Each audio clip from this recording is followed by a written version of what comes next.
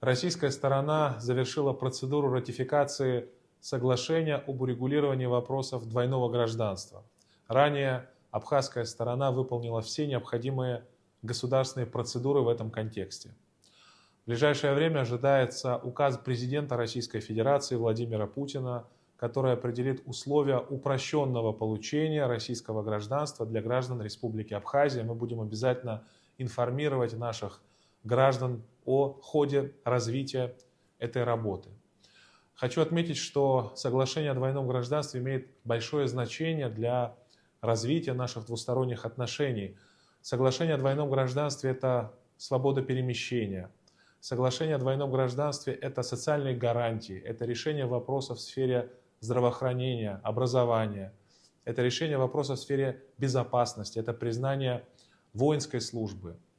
Поэтому мы придаем особое значение вступлению в силу этого важного соглашения. Эта работа стала возможной благодаря поддержке президента Республики Абхазия Аслана Бжаня, президента Российской Федерации Владимира Путина.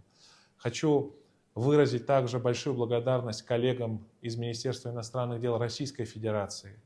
Мы считаем, что это соглашение, это очередное подтверждение наших братских отношений и высокого уровня нашего диалога.